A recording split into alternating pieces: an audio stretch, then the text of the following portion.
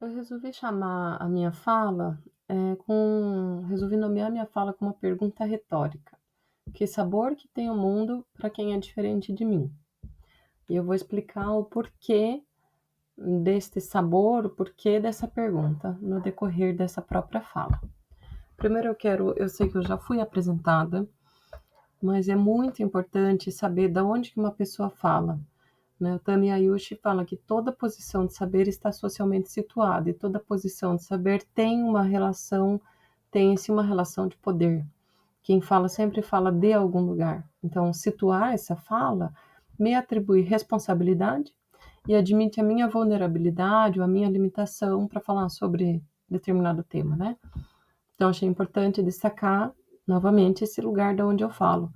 Eu sou mulher, eu falo de uma posição socialmente em que eu me identifico como cis, branca, mãe, eu sou profissionalmente, né, engenheira, mestre em engenharia florestal, psicóloga, faço pós-graduação em psicanálise e análise contemporâneo, e sou professora aqui da casa e psicóloga clínica. E hoje eu vou falar, a fala que eu vou fazer é mais focada nesse contexto aqui, psicologia, psicanálise, tá? A psicanálise, não sei se alguém já ouviu falar assim, a gente costuma dizer que a psicanálise é a cura pela palavra. Por que que a gente fala isso? Cura não é assim, vou eliminar uma doença, tchau, acabou, a pessoa está curada. A cura, aqui, eu gosto de dizer que está mais relacionada à curadoria. Por exemplo, o curador de um museu escolhe o que que vai aparecer, o que que não vai aparecer nesse museu, né? Quando eu curo um queijo, eu escolho que sabores vão ficar mais fortes, que sabores vão sumindo com o tempo, né? Então, é a escolha do que aparece, do que não aparece. A psicanálise é essa escolha junto de uma pessoa via palavra, né? E se é via palavra, alguém vai escutar. Então, se é via palavra, eu gosto de palavras, gosto de psicanálise, gosto também de etimologias, da onde que vêm as palavras. E gostaria de começar a destrinchar pelo nome do evento, né? Política, o nome do nosso evento é Políticas do Saber. Então, política é uma palavra que vem do grego, politikos, que significa do cidadão, ou relativo ao cidadão que está na polis, né? E aí, pensando em cidadania, quem que tem cidadania? Será que todo mundo tem cidadania? Será que todo mundo sempre teve cidadania?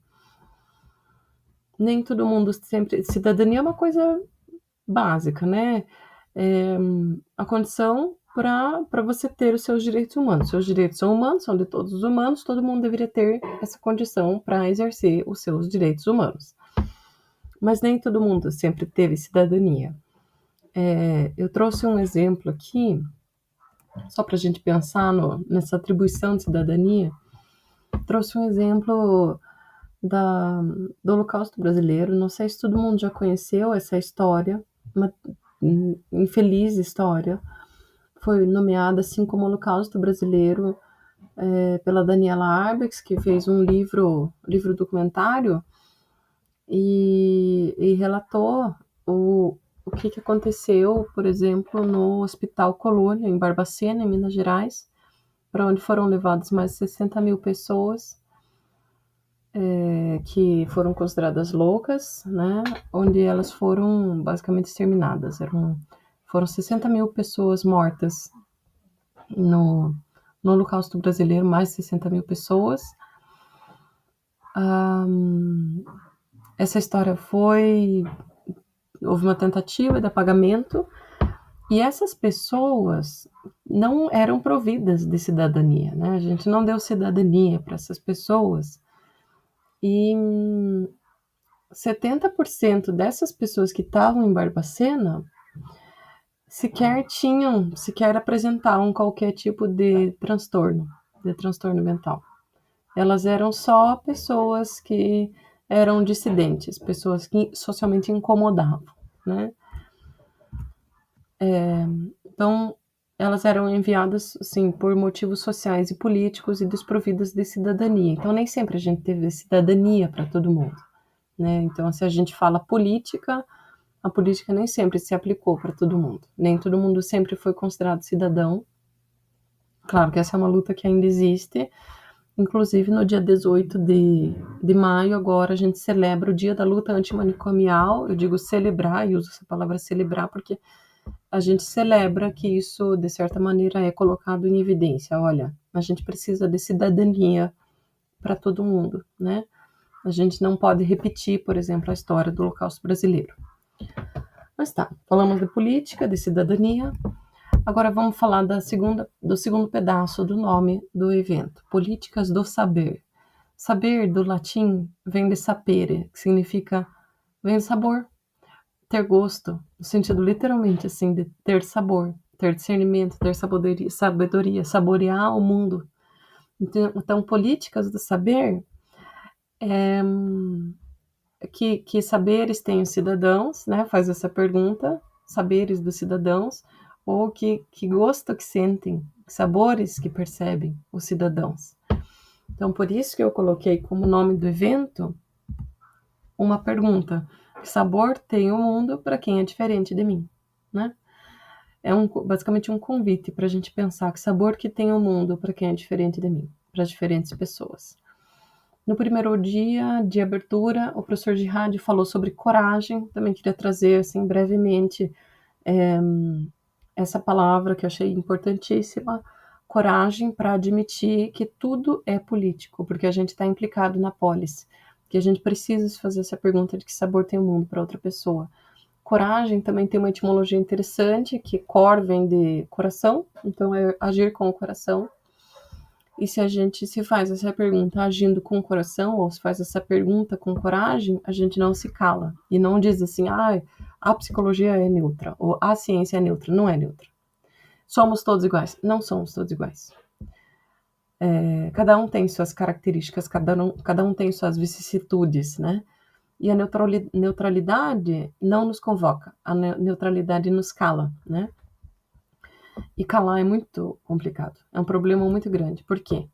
Primeiro, calar nos modifica dialeticamente. Vou falar aqui de um ponto de vista mais psicanalítico, trazendo como exemplo o trauma. O trauma, pro Freud, pro Ferenczi, tem dois tempos de constituição. Eu vou dar um zoom aqui no trauma, mas daqui a pouco já voltamos para a parte geral da fala, né?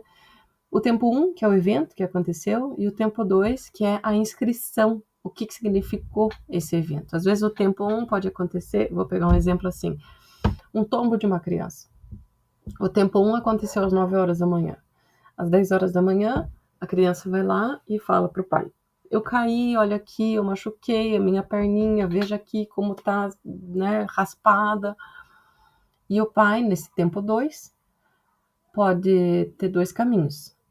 Ele pode olhar e falar: nossa, deve ter doído. Puxa, que pena que você se machucou, deixa eu dar um beijinho para sarar. Ou ele pode falar assim: deixa de ser fresco, não foi nada. Ou ele pode lidar com esse tempo 2 e inscrever um trauma sobre o evento que aconteceu, e aí ele vai desestruturar psiquicamente essa criança, ou ele pode estruturar psiquicamente essa criança e o tombo não vai se inscrever como um trauma. Isso serviria, por exemplo, vou pegar outro exemplo, né? Uma criança que relata abuso de alguém dentro de casa e conta para os pais. Os pais podem desmentir essa criança e dizer: está louca, não foi isso que aconteceu, essa pessoa nunca faria isso, e inscrever um trauma nessa criança. Ou os pais podem fazer uma intervenção e interromper, né, a réplica do evento, né? E isso também acontece em situações sociais. Por exemplo, quando a gente faz uma piada racista, só uma piadinha, sem maldade, e alguém se sente incomodado e sente a liberdade, tira energia não sei de onde, para sentir a liberdade, porque haja energia, né? Para ir lá e falar: olha, isso que você falou não foi legal, isso que você falou foi racista, para fazer esse apontamento. E eu digo: nossa, estou muito ofendida. Imagina não foi isso que eu quis dizer, você entendeu errado, não foi dessa forma, você está exagerando, isso é racismo reverso, eu estou desmentindo o evento. Ou eu posso ter uma outra opção de, nossa, desculpa, vou dar uma refletida, vou pesquisar sobre isso, obrigada por me alertar, eu posso celebrar a oportunidade de eu ter um pouco mais de letramento racial, então esse é um terceiro exemplo, né? E aí fazendo esse paralelo, assim, de trauma e dessa modificação dialética que o calar pode nos implicar, a gente pode pensar, assim, que o tempo 1, o tempo do evento, ele é meio inevitável, a vida acontece, todo mundo, a gente tem errado insistentemente durante muito tempo, estamos inscritos numa sociedade estruturalmente organizada, que adquire morosamente maturidade, mas a gente vai errar. Somos todos racistas, somos todos homofóbicos, somos machistas, né? Mas o tempo 2 nos oferece essa oportunidade, um caminho de eu não vou ficar desmentindo isso aqui. Eu vou escutar. Eu vou escutar e não vou inscrever isso como um trauma. Eu vou escutar e eu vou pensar sobre isso, né? E é outro problema do calar.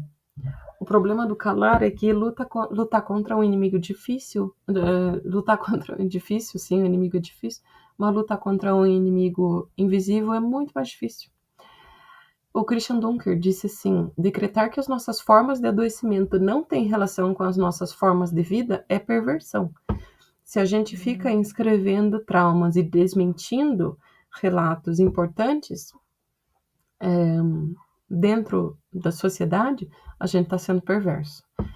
E na psicologia a gente chama isso de surdez, chama essa surdez assim, não estou vendo nada, é neutro, não é, a psicologia não pode se misturar com política, ou a ciência não é política, a ciência é neutra, a gente chama isso de epistemicídio, e não de epistemologia, né? Então eu quero destacar aqui que além de lugar de fala, talvez a gente precise pensar assim, qual que é o nosso lugar de escuta. O lugar de fala, a gente sempre fala sobre isso, né? Qual que é o meu lugar de fala? Então, da onde que eu falo? Vou situar a minha fala. Ele prioriza a narrativa de quem estava historicamente calado. Mas eu preciso pensar também que o meu lugar de escuta, o lugar de escuta é para todo mundo. Todo mundo precisa escutar, essa é uma convocação de responsabilidade ética, né? Porque se eu não escuto, eu desumanizo o outro. E se eu desumanizo o outro, eu desumanizo a mim mesma também. Então, muito obrigada.